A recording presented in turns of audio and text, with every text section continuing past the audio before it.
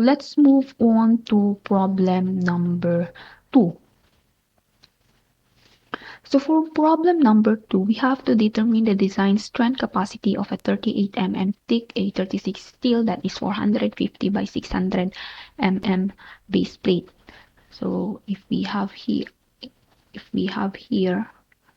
our concrete pedestal, which is 650 by 650, and yung base plate natin, so that is equal to 450 by 600. So meron tayong column dito that is made up of W16 by 100, and yung W16 of 100 natin, yung D natin is equal to 432 mm, and yung B natin, yung BF natin is equal to 264 mm. Okay? So to solve yung ating design strength capacity, yung unang gagawin natin, since walang naka-indicate sa problem if your plate covers the full area or does not cover the full area, so assume natin. So you just have to write your assumption. Kasi nakalimutan ko atang nilagay kung full area ba or plate does not cover the full area. So I will assume that the plate, it's okay pag ang inassume ninyo yung plate does cover the full area, basta tama lang yung solution ninyo, okay?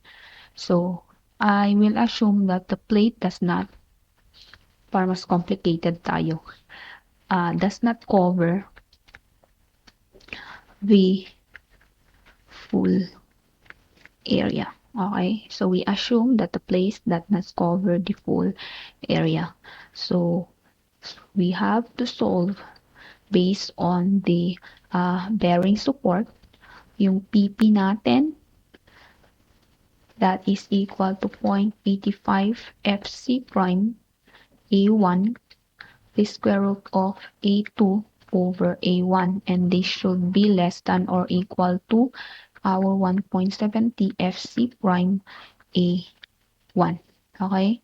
So, ano yung magiging area 1 natin dito? So, looking at our diagram. So, yung area 1 natin dito is equal to the area in contact, which is 450 multiplied by 600. That is equal to 270,000 mm squared. And ano yung magiging area 2 natin? So, ano yung magiging area 2 natin? Say, we have to take this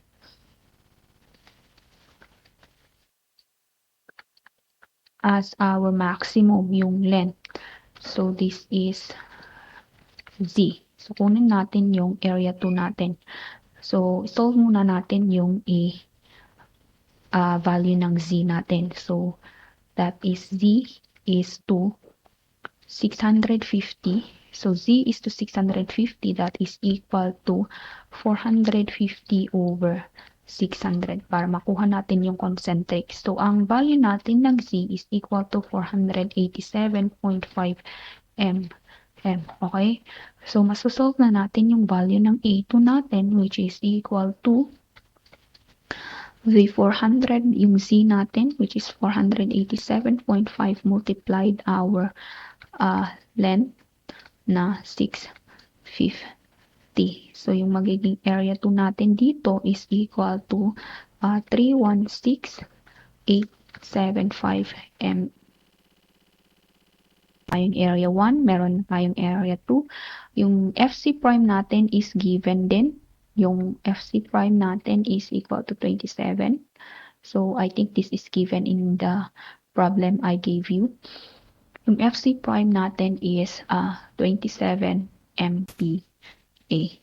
So, we just have to substitute yung values natin dito para makuha na natin yung value ng nominal strength. Okay?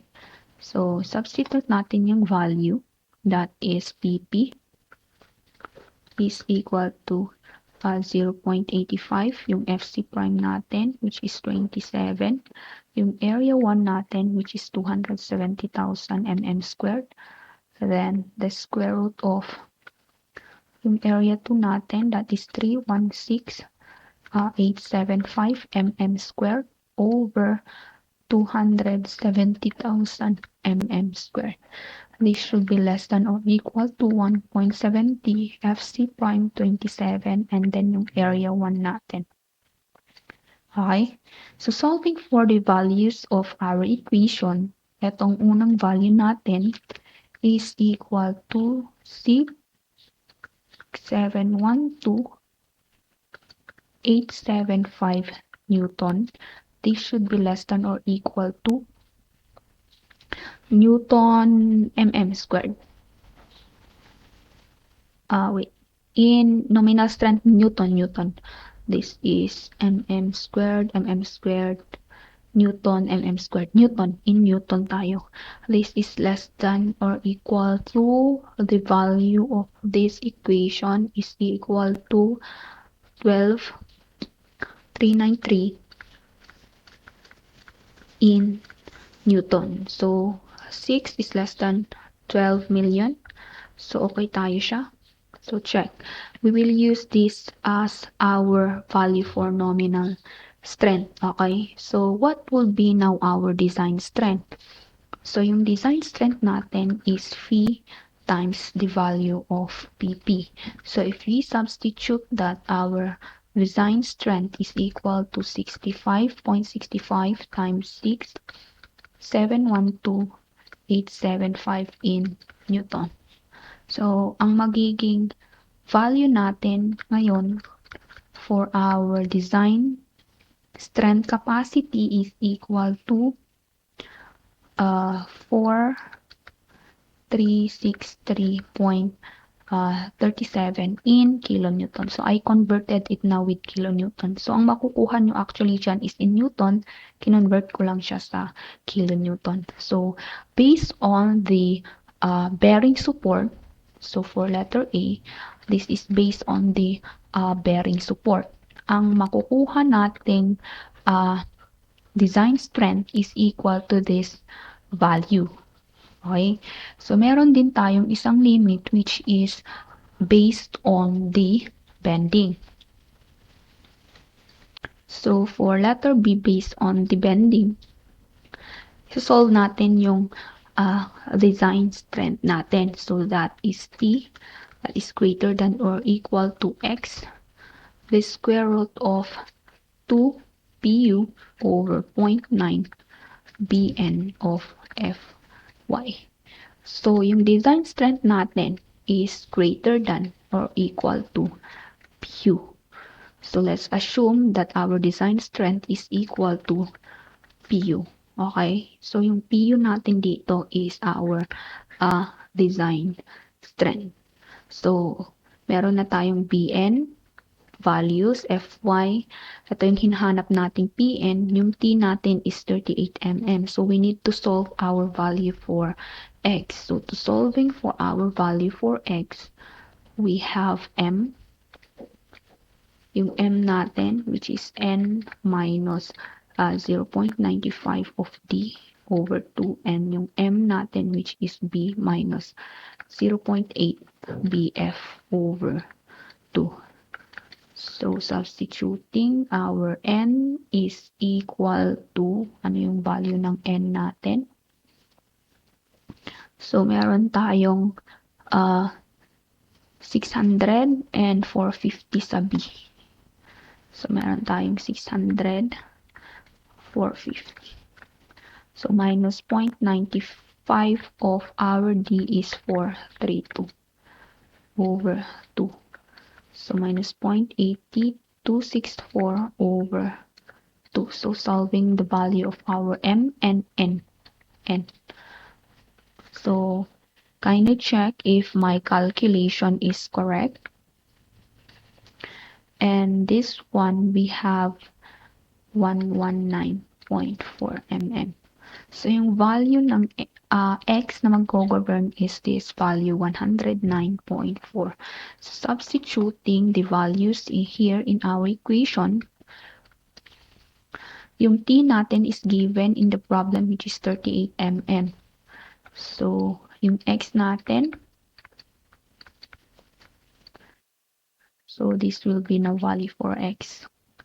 The square root of 2 PU over 0.9 of P. Ang BN natin is 450 by 600. This is also given in the problem. And for Fy for A36 is equal to 248. Okay. So, yung design strength natin, that is equal to PU, is equal to, ang value natin ngayon dito is equal to 3. So, 3,052,013.54. So, kindly check if my calculation is correct in Newton, or our design strength is equal to, what would be now our design strength here? That is equal to 3,052.13 in kilo Newton. Okay? Our VPP now is equal to this value based on the bending. So, yung na-solve nating design sa letter A based on the bearing is equal to, anong na-solve natin kanina? 4363.37. That is equal to 4363.37 in kilonewton, and based on the bending we have 3052.13. So ano ngayon yung mag-govern na value natin for our design strength? So we have to govern yung value natin which is equal to 3052.13 kilonewton. So this will be now our governing design strength in our problem number 2 in your activity. Okay?